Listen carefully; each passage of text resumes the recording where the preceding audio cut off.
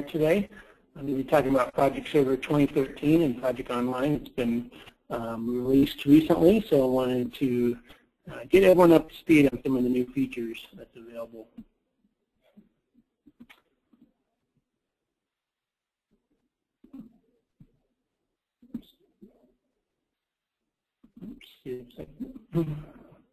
Okay, so the agenda that I want to talk about, just kind of the project evolution that you can start with project and advance to SharePoint task lists, and then as you further mature, start using Project Server. And I'll show some of that functionality that you can do with SharePoint along with Project Server. And then the new features of Project Server 2013. Some of the new features like the look and the feel is different, the scheduling engine, workflow and demand management, reporting, timesheets, the security mode, and some other changes. And then as well, I want to talk about Project Online and the differences in features and functionality versus installing Project Server on premises.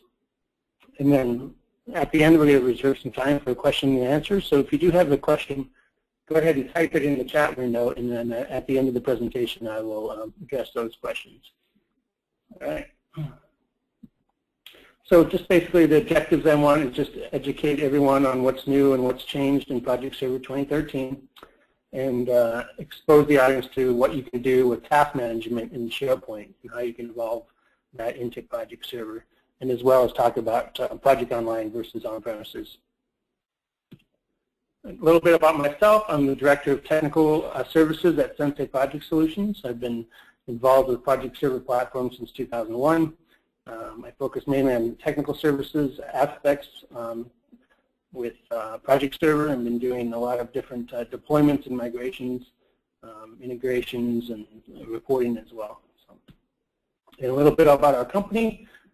We have many years of deploying Project Server and portfolio management solutions. We've done hundreds of deployments and trained thousands of project users. And we're certified not only in PPM, but SharePoint technologies, but also in project management. And we are a Silver Microsoft partner, and we're looking to go gold in the summer, so we're very excited about that. It's a new company. We've been in business about 9 months now, so we're all excited about that. So what do we do to help our clients? We do deployment services, so if you're looking to get Project Server deployed, and we can definitely assist with that, and as well as ongoing support services.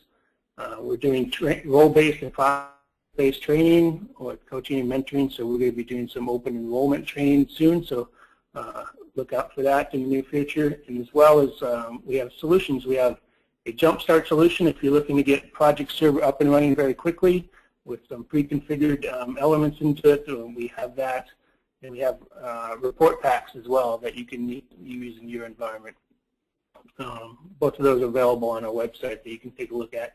And we're also excited to have some apps for Project and SharePoint. This is on the 2013 platform. You have the ability to do apps, and we have our Sensei Task Analyzer app, which is a task pane application for Project 2013 on a desktop, and there's a great YouTube video on our website that does a walkthrough of that app. Okay, so project evolution. I'm basically using an analogy here of crawl, walk, and then run. So you can start off just using Project Standard as an individual, just saving MPP files or saving them on a network share. They're isolated. You don't have a lot of visibility to that. And then as you advance and you want to start working with the project team and getting input from the team and having them update their tasks, you can use Project Professional and save and sync to a SharePoint task list. And then those team members can look at all their tasks, and they can update their task at a % complete level. If you just want to know whether tasks are completed or not, and if they're 50% complete and so on, you can do that type of task management just within SharePoint. So you don't need Project Server at this point, just Project Professional and a SharePoint environment that just has the built-in task list. And then as you advance, you can start using Project Server, and that's geared towards more of the enterprise, and that comes with a full scheduling engine. So if you want to do things like time-phased work, if you want to capture, people doing work with like 4 hours on Monday and 8 hours on Tuesday, and you want to separate that work. If you want to do allocation units, you want to assign someone at 20% for one task and 40% for another task, etc. And also if you want to track remaining work, so not only did you spend 8 hours to do a task, but you also want to communicate that you have an additional like 16 hours remaining on the task and have that update schedule. If you want to do timesheets and capture non-project work as well. And also Project Server comes with what we call the building blocks of PPM. So those are things like project intake and prioritization, resource capacity and demand management, budget and cost tracking, project planning and collaboration, and project status and portfolio reporting. So if you want to take advantage of some of those elements, Project Server has all those built in. And then also, which is nice, and you can do a hybrid of these approaches. So you can have some people in the organization use Project Server, and then some teams might just want to use a SharePoint task list. And I'm going to show you how the two can communicate with each other. So this slide here just kind of shows you the journey from SharePoint to project and portfolio management.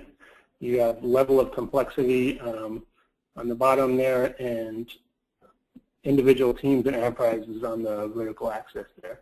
So you can see task management all the way up to project and portfolio management. And then here you see the basic different technologies and where they fit in with that.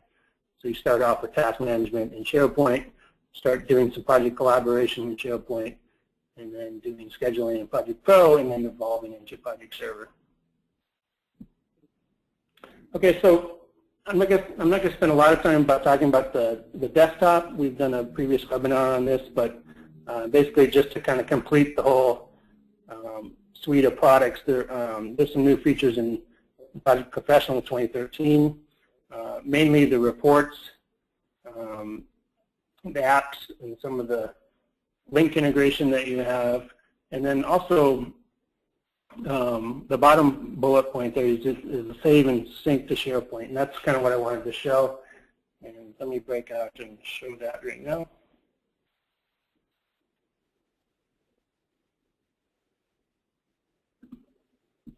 Okay, so here I have Microsoft Project open here, and I'm just going to open up Project here, and I just briefly want to show. You have the timeline up here as well. I want to show briefly the reports. So there's a new tab here called Reports, and you have different dashboards here, like the project overview. And I'm going to actually take the timeline off to show a little more screen real estate. And you have things, pretty nice looking reports out of the box, and you can go in here and you can customize these as well if you want to add things like baseline finish, things like that. And if you notice, if you change it, it auto sizes the columns, which is pretty nice. There's also like a burn down chart report, which has new cumulative fields, so you can do these burn down reports. Those are really good for like agile methodology projects as well. You have the milestone report, show you milestones that are completed. Work overview. So these reports are really nice that you can communicate with your team. Okay, so I'm going to open up a new project here.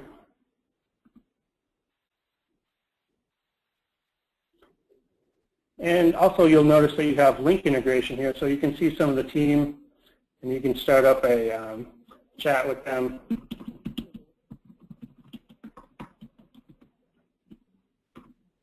And it sends a link message to them, and you can collaborate on the project.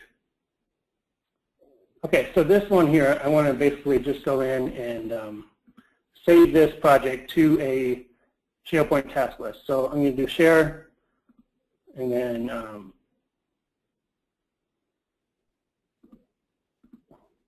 okay, and it asks me for a SharePoint task list, and I can either create a new SharePoint site, or I can use an existing site that already has the task list deployed here. So I'm going to pick my website here, and I'm just going to put in today's date. I've created this before, and I'm just going to create a new SharePoint site for this project. And hit save. Now it goes off and creates the site here. While that's happening here, I'm going to kind of show you what you get here with the SharePoint task list. So it's a simplified list of tasks. Again, it just gives like things like assigned to, the due date, percent complete. It's got some built-in views for important and upcoming tasks.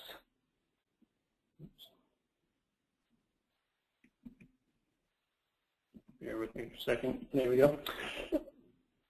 Another thing is it builds a, you have a My Site, or a My Site site that you have an aggregation of all your tasks.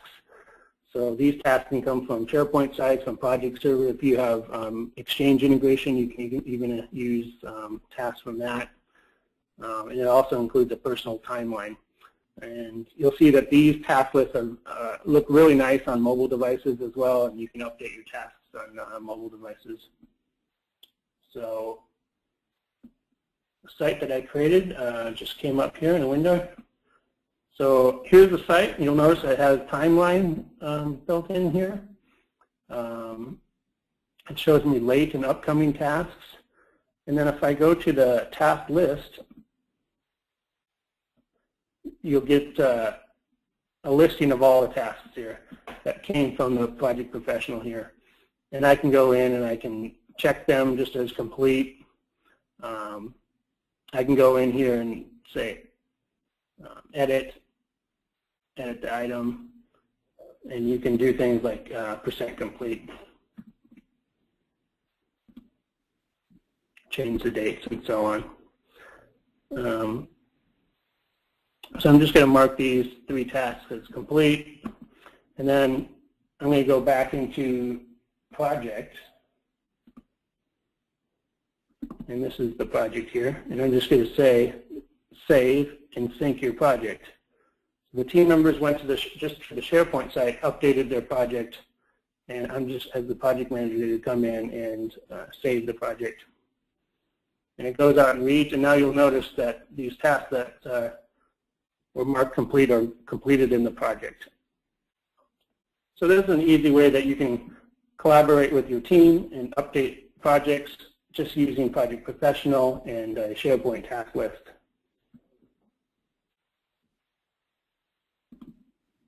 Okay, and then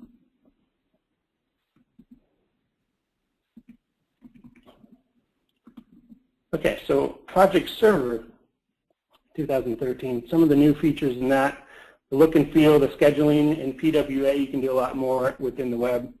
Workflows and demand management, reporting is different, simplified timesheet and task management, and then also the SharePoint security mode.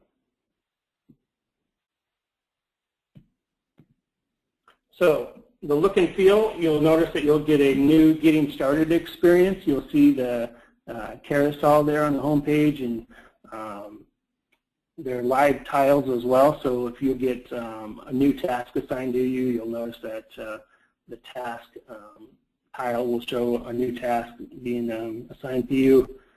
Approvals, timesheets, that type of data is available on those tiles. The ribbon is hidden by default, so it's a much cleaner interface. You'll notice the left-hand navigation is a lot more simple. There's no borders around the web parts, and the Chrome interface is different. So much cleaner interface on the look and feel, and getting started. The buttons really help you get started quickly on Project Server.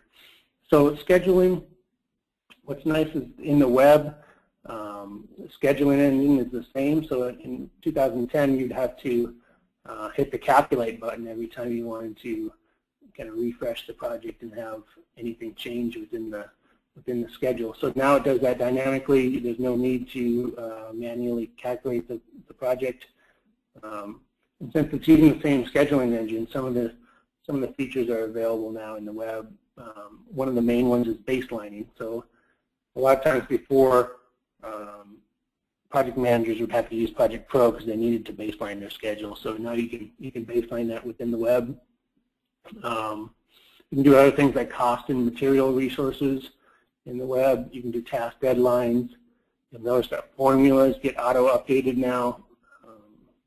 And there's timeline control in the browser. So there's timelines everywhere now. There's timelines in Project Pro. You have a timeline for Project Center that shows you projects in your portfolio on a timeline.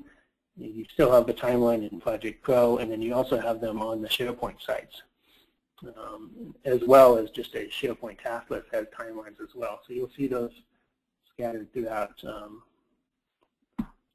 Project Server. On workflow and demand management, some new features there. It is based on Windows Workflow Foundation 4.0. And a nice thing is you can now use SharePoint Designer 2013 to create workflows, which is really nice. You can create workflows without doing any coding. You can just move projects from stage to stage through a nice graphical interface on that. It does come with a workflow visualization in the project detail pages, and I have a screenshot of that, which is it's kind of nice. It shows you the phases in light green there that have already been completed, and then the one that's in dark green is the current stage that it's in, and then the ones in blue are the ones in the future. And it expands on each phase into the workflow stage that you're at. So it's kind of nice that it dynamically changes as it moves through the workflow. Another new feature is project ideas or proposals that you can create in a SharePoint list and promote them to a full project within Project Server. This is often called as ideation. So this is nice because in 2010 before, you'd have workflows, but it would always create a project right from the beginning. And a lot of times you don't want projects in your Project Server environment unless they've been approved. So this is a nice way of just starting them off in a SharePoint list and then promoting them into projects and Project Server. The site must be in the same site collection as PWA, but once you have that, you'll notice the Create Projects button lights up. So let me show you that real quick.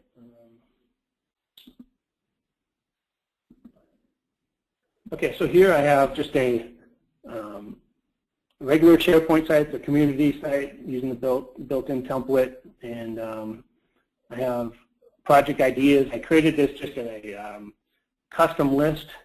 If you do new items, you'll see it just has a couple fields, a title. I put expected start, description, and expected benefits in there and filled it out and just put in a couple projects here. And if you select one and you go to the items ribbon up on top, you'll see that the Create Projects button lights up. So I'm going to click that, and I have one project selected. And then it comes up with a dialog box here to map my SharePoint columns in my custom list to SharePoint, PWA fields, Project Web App fields. So, and it tries to intelligently determine which ones are which. So, and I've gone through this before, so it shows title being mapped to project name, expected start to the start date, description to description, and you have different fields mapped in Project Server here. I have one called expected benefit, and then I can say the created by field is now going to become the project owner. And then another nice feature is you can say which enterprise project type you want that project to go into. So we have a couple custom enterprise project types, and then behind those project types, we have workflow assigned to them as well. So automatically, once this gets approved, you create the project, and it'll get assigned to the workflow and kick it off as a project in Project Server. I'm just going to create that project really quick. And it says, congratulations, 101 have been created successfully. And you'll see it go through the queue and project server and get created as a project. So that's a nice way. And then if we go back into, this is Project Web App here.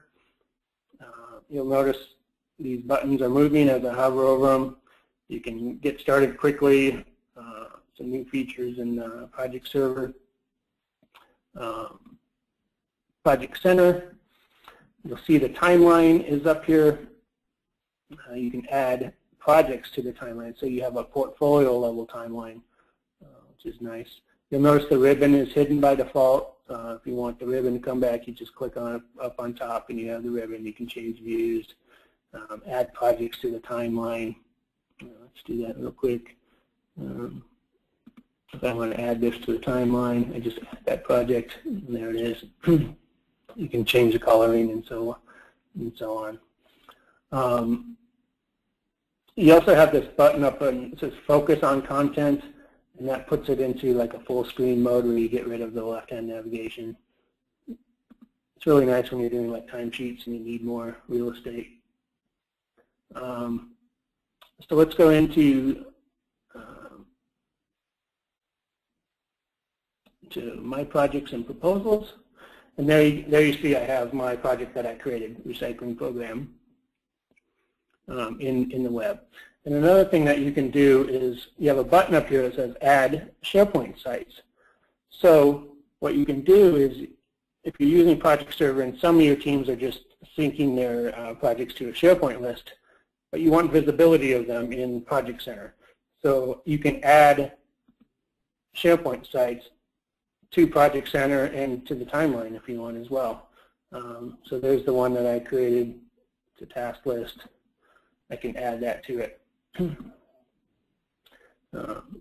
Another thing is you have a new enterprise project type called SharePoint task list as well. So you can just kick off a SharePoint task list that way as well.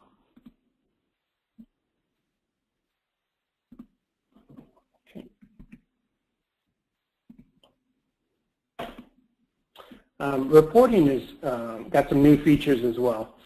So they give you access to the data through OData feeds, and this can be accessed through Excel 2013. You can just say from other sources and then say from OData feed, and you give it the URL, and it comes up with some data sets that you have access to. And then you can start building reports using pivot tables or pivot charts, or you even have some new features like Power View and Power Pivot that you can use within Excel 2013, and you can create reports that way.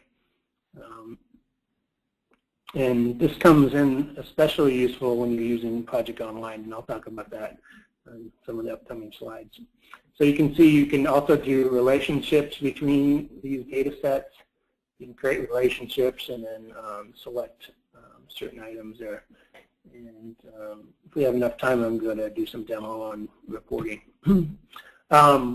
Simplified timesheets and task management. You'll see that the timesheet user interface is simpler and easier to use. I showed you the focus on content as well, so you can kind of get some more screen real estate there. If you're adding an existing task, the UI is much nicer here with these just check boxes and expanding and collapsing of the summary tasks that you can do. Makes it a lot easier to add existing assignments to your timesheet. They also just kind of simplified the ribbon where you can just save or send the timesheet. There's not a whole, there was some confusion around that before in 2010, so much simpler timesheet UI. Security mode.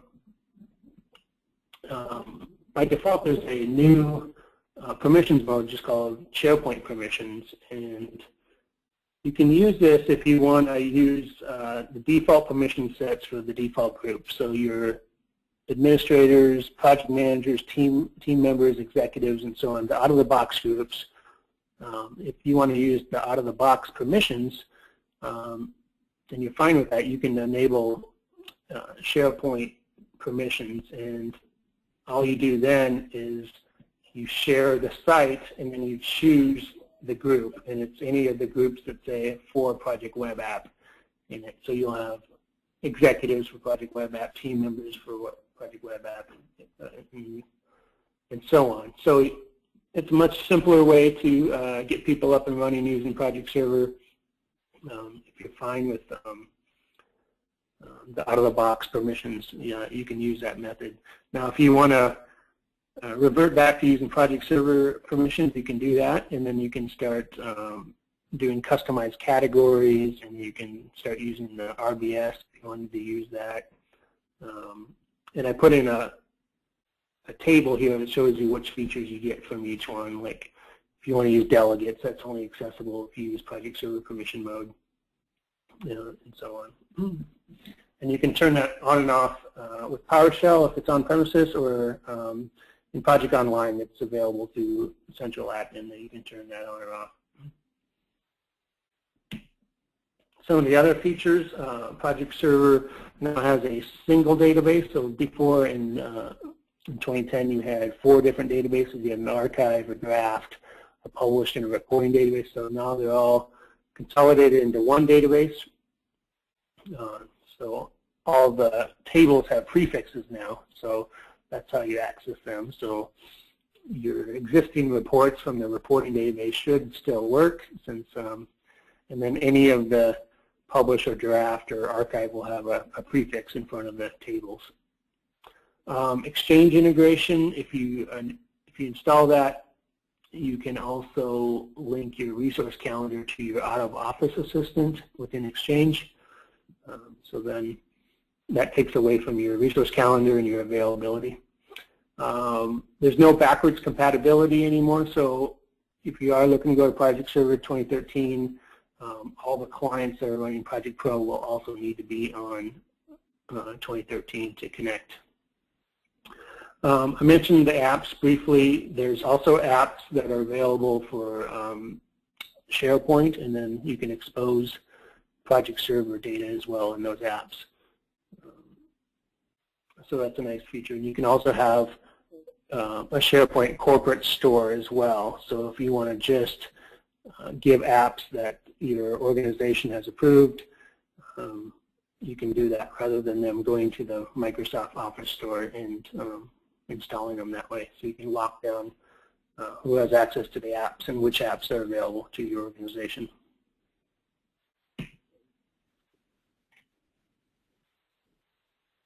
So the upgrade process, I'm just going to kind of go through this pretty quickly. Basically, you got to do upfront planning, is always needed to do in any type of a migration. You must do a database attach migration, which most people do anyways, but you can't do an in-place upgrade anymore. So you have to do the database attach method. You deploy to a new 2013 SharePoint farm and then install Project Server 2013. You must be in native mode, so make sure you set the 2010 environment to be in native mode, and then copy over the databases, and then attach and upgrade the databases using PowerShell. So PowerShell is used quite a bit in 2013, so you're going to need to upgrade the databases and then consolidate the 4 databases into one using PowerShell, and then upgrade those databases. And there are some scripts that you can use, or just manually do each commandlet, and it's documented in the TechNet documentation, as well as there's an upgrade process diagram that can be found, and I have a link to that. Okay, so Project Online is a new cloud service by Microsoft as part of Office 365. It just came out recently. It's available now. It's the same code set as Project Server 2013, but there are some features that aren't available, and I'll go over that in the next slide. So it is software as a service. It's managed by Microsoft. You can simplify IT, so it means 0 upfront infrastructure costs. You can get up and running in a matter of minutes. You can provision this site and be up and going very quickly. You get 24/7 phone support. You get 99.9% uptime service level agreement. One nice feature is it's always up to date. So any of the cumulative updates or service packs that come out, your project online will be upgraded to that. So you're always running the new version. And you also notice that in the marketing term that they don't put 2013 in the title, so it's always going to be upgraded. If you think of software services like Hotmail or Facebook or any of those, they don't have versions. You're not saying you're running version 2.0 of Hotmail. It's just always rolls out new features, and you get the latest edition of those. So it's just called Project Online, and you'll see new features and functionality being added to it over time. One of the unique features that you get is Project On Demand and Click to Run for Project Professional. So you have a subscription-based model for Project Professional that you can use, and you'll always be getting the latest version. So you can go to a friend's house and install a project, right? Log in with your Office 365 credentials, and you can download Project Professional and start using it right away. And it also streams the latest updates to it. So a new cumulative update comes up, it's going to stream the updates to it, and then the next time you close project and reopen it, you will have the latest updates applied. So it's very nice. I know a lot of organizations that struggle currently with keeping project clients up to date and rolling out cumulative updates and service packs and so on to the user base. So this really helps with that. Active Directory integration you can use. So if you have Active Directory on premises and you want to use Active Directory Federation services, you can sync your Active Directory up to Office 365 and use a single sign-on that way. Or if you don't want to do that, you can just use the built-in user accounts that they give you to separate the two. The cost model did come out, so if you want just PWA, it's $33 a month per user, and I'm showing you the prices if you do an annual contract. It's a little more if you do a month-to-month basis, but so $33 for PWA a month. If you want to use Project Professional along with PWA, it's $58 a month per user. And if you want just Project Professionals, like say you want to just sync to a SharePoint list or just use Project Professional standalone, you can also get that for $25 a month per user as a subscription-based model.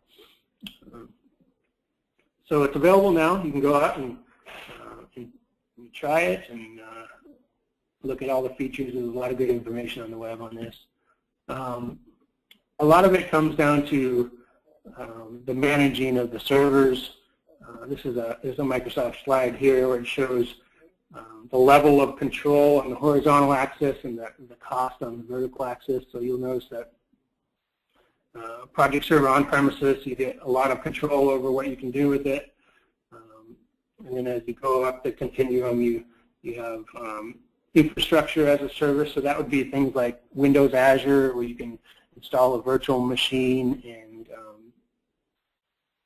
install Project Server and run it in the cloud that way, or a hosted solution. We work with a partner, Project Host, quite a bit that has hosted environments of Project Server. That would be considered infrastructure as a service. And then Office 365 is software as a service, and Project Online. So not as much control, but it's not as costly to run it. Okay, and a lot of it comes down to what you want to manage. If you do Project Server on premises, package software that you install, you are managing all components. So networking, storage, the servers, the virtualization, the operating system, all the way up to the applications and the data. If you go to an infrastructure as a service model,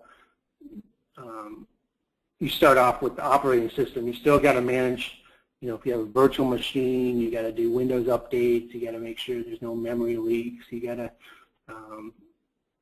make sure IIS is running. Those type of operating system level components.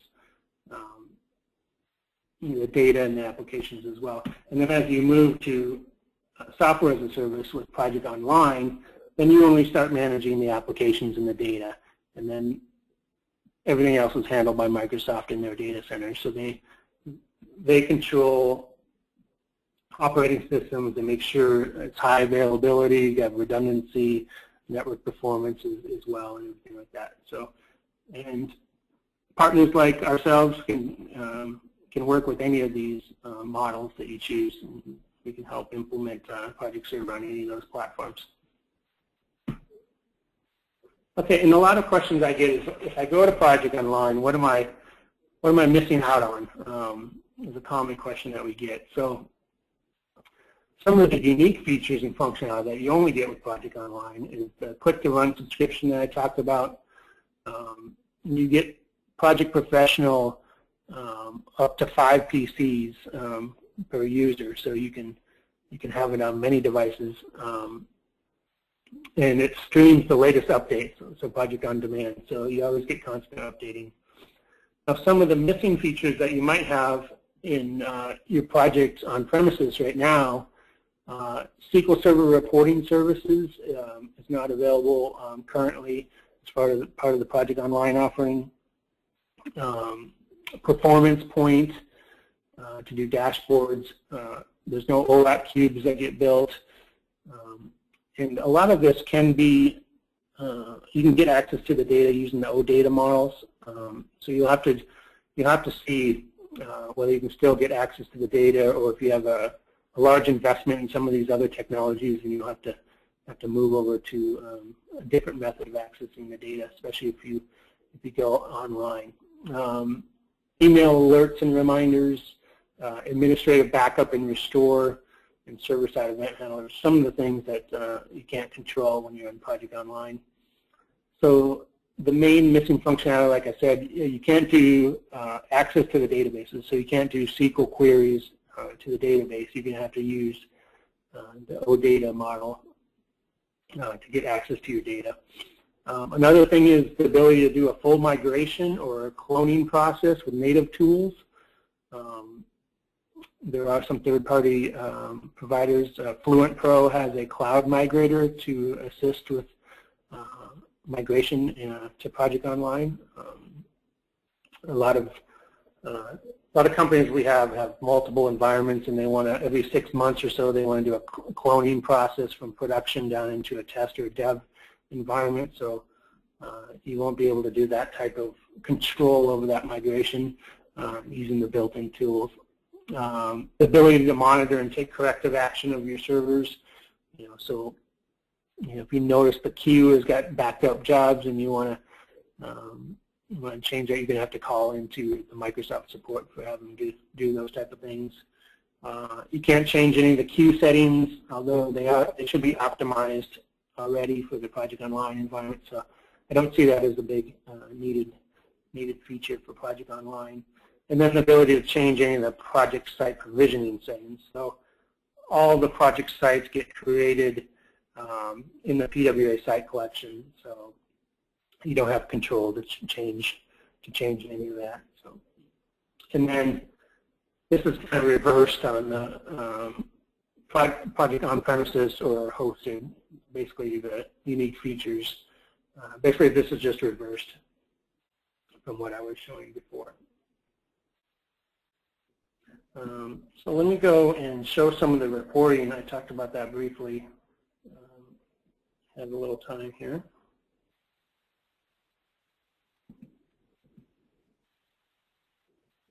Okay.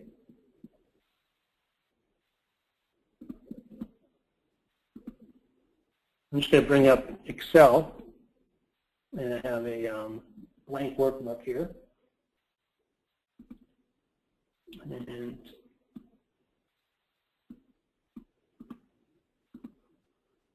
I'm going to say data from other sources, and I'm going to say from an OData data feed. And it comes up here and asks me for the location of the data feed. So I'm going to paste in the URL. So it's basically the URL of your project server, and then underscore API dash / project data. Now you can go directly to the data sets if you want, and you can also build like a filtered query, and there's a tool called LinkPad that you can use to help build the connections and have it in the URL path. So it's going to ask me to authenticate. And then it comes up with the different data sets that are available to you. So you'll notice a lot of things that were not available in the OLAP cube, like some of the business drivers and constraints and portfolio analysis data. There's a time phase data stuff in here, so you don't have to build queries to get time phase data by month or by year. So that's all based in there. So I'm just going to do projects, and I'm also going to show relationships here. So I'm going to show a workflow data set here. Just click next. I'm going to overwrite the name. And then it says, do you want to drop that into a table, a pivot chart, as you could do before, but something new, since we're talking about new features, is a Power View report. So that's an add-in in Excel 2013. So let's go ahead and do that since we're showing new functionality. And that's going to go in and connect. You'll see it retrieving data down here in the corner, and then it's going to open up a Power View sheet. And then it gives you a Power View fields over here on the right. So if I expand that, and you'll see some data, like I said, that's not in the OLAP cubes, like enterprise project type, that wasn't in there, and workflow information, as well as portfolio analysis. So all that data is here. So I'm just going to select project name and project cost, and you'll see by default it starts building a table here. You can say I want this to be currency, and you can change it from a table to different chart type. It's very nice to. Let me go back to table. Okay, and let me show you the workflow thing. So I have two different data sets here, and I want to show the phase. The phase name.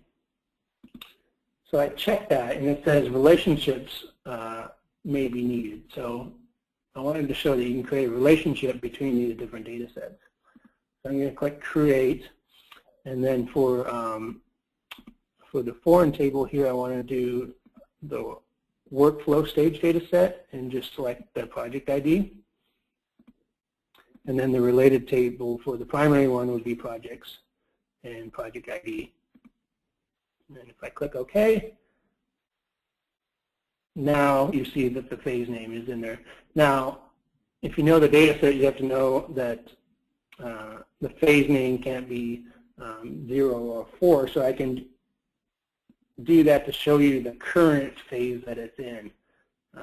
And I can just do that by doing stage status and dropping that in as a filter. And then I can go in and say all of them but 0 and 4. Now it shows me the project name and the current phase, workflow phase that it's in. And I can go in here and change this to currency.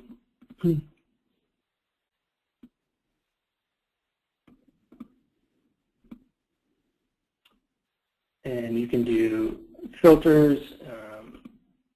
You can do kind of the sliding, adjusting filters, which are really nice to do.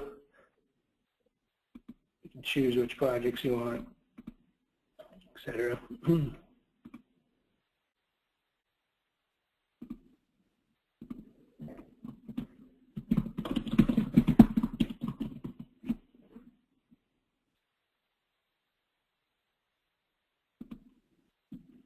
Okay, so that's basically how you access data using Power View now, and this is especially important for Project Online because that's the only way you're going to get access to your data is by using those OData feeds. So let me go back. Okay, so I included some resources here.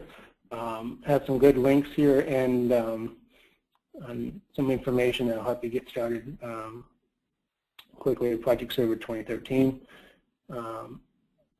For more information about us, there's our URL to our website. If you have any questions, send them to info@senseiprojectsolutions.com. And also, if you want a copy of this presentation, send an email to that address, and we'll gladly send you a copy of this presentation. As well as social media, so go ahead and like us on Facebook, connect to us on LinkedIn, and follow us on Twitter. We also have lots of videos available on our YouTube channel, so take a look at that. And then, so now I'll open it up for any questions. And if you do have any additional questions that you think of, send them to that email address, info@senseiprojectsolutions.com. Okay. Jennifer, was there any questions that were typed in during the presentation? No, not yet. Okay.